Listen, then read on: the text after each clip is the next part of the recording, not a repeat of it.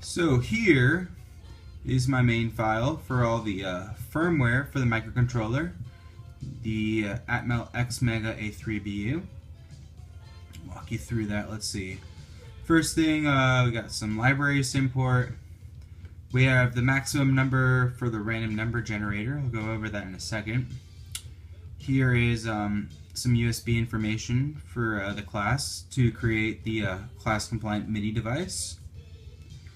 Let's see, here's the main loop. We set up the hardware, we get the interrupts going, got a bunch of variables, get the menu ready to go. The menu has a maximum spots of 11 spots. We'll go over that in a second. And here is the MIDI reception right here. We're operating with node on, node offs just because it's kind of interesting in that you could control the DD6 with my mod using a keyboard, but we'll go over that in a second too. So here we get some data from the USB, and if that is a node on, a 90, then we get the key. If the key is a valid connection for the switching matrix, then we make the connection. What else? So we make the connection. Here's some logic for that. If you get an FF, that means you clear the matrix. If you get an EE, that means you make all the connections on the matrix. And if you get a DD, that means you save the preset. So the way I handled the preset saving was I wrote it in the EEPROM. By doing that, you could recall presets after powering down the unit. You could power it back up and it's still saved there because the EEPROM is a non-volatile memory. I left space here. I added there's 8 characters worth of space to add in names for the presets. That's not yet implemented. I looked into it, it's pretty crazy, and that will be implemented in the future, but not at this point. And here's the velocity for the node on. It's not being used, but that's being read just because you have to read it. And then you are sending the MIDI. Here is the information for dealing with the button presses. So button 0 is the enter button. So that makes the presets for the location of the memory that you're looking at. And it reads off the EEPROM. So if I'm in preset 1 and I press enter, it's going to read off the EEPROM data for preset 1 and load it in to the microcontroller and activate that preset and make the proper matrix switching locations using the activate preset function. The down and up buttons simply go up and down in the menu. And that's about it for the main loop. Here is how I'm handling the menu, all the presets. I'm allowing for 10 presets. So the home is also a means of clearing. The home is just your scratch pad per se. But if you press enter while at home, it'll clear the preset and go back to stock for you. Then you have 10 presets, and then you have your random. We'll go over that in a second when we get there. But the random's pretty exciting. What else? Here is all the setting up of the hardware, telling what pins are inputs, what pins are outputs. Clocking data, very important. So when I first set this up, I had the MIDI over USB working quite well, and that requires a 48 megahertz clock for the MIDI, or for the USB. And then I was having problems with the SPI on the screen for the microcontroller. Then it took me hours, and then I realized, oh, the clocking's off with that. So the clocking is very important. What else? Here are all the LEDs. Here, this is all for the matrix right here. These are all the pins that are involved in the matrix. And so you have the X's. You have X0. I think they're out of order, perhaps. Yes, they are. You have the X's and you have the Y's. Those make the matrix connections. You have your chip select, you have your strobe, your reset, and your data pins.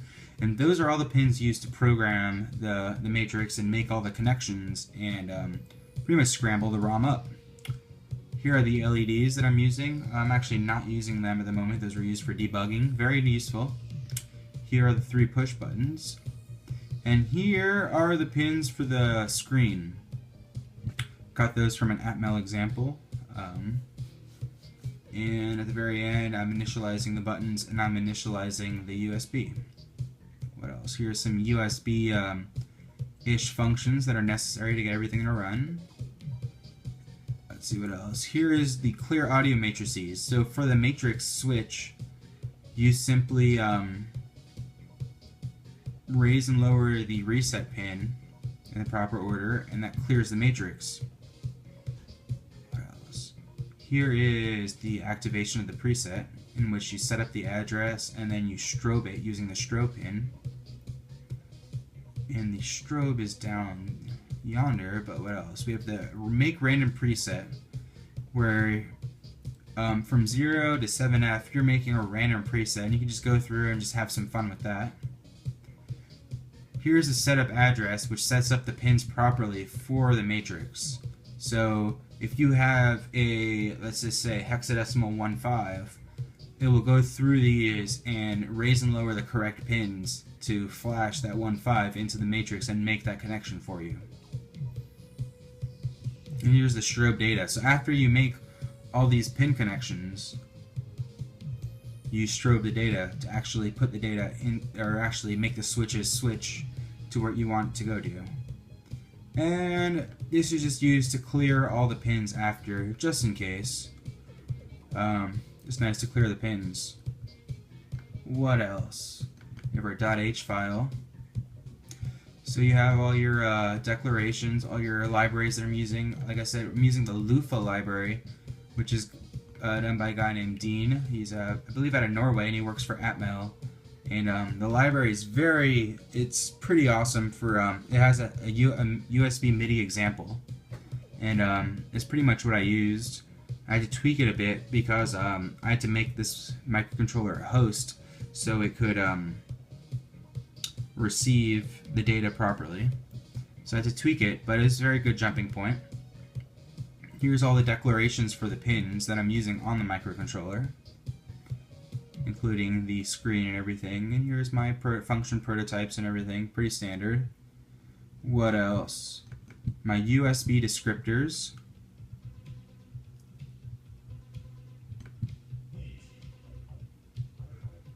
The vendor ID that I'm using. I'm just using the standard Atmel ID for now because it doesn't really matter. There's all the USB-ish stuff that's involved in getting the MIDI over USB working. And the last thing that was kind of a little tricky wicket was just getting the clocking working again, like I said. The USB clock source has to be 48 megahertz. So that was interesting, and setting up the clock was a little tricky, but finally got that working. And what else? The other thing was just getting the screen working. The GFX library from Atmel was pretty tricky getting going, but it's got everything you need for the controller on the actual screen, because the screen has a controller of its own.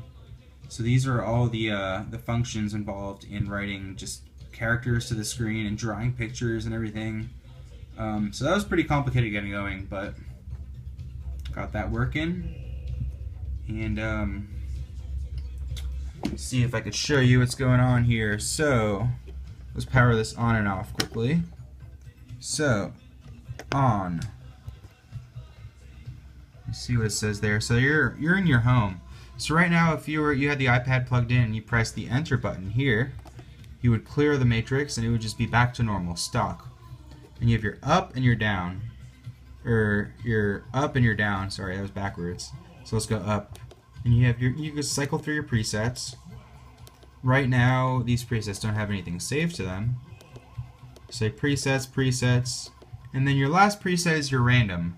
So if you press the enter button in random, it makes a random preset. And you can press it again. You get more random presets. More random presets, kind of fun for experimenting with. And that's about it for the microcontroller. Definitely took the most amount of time to program.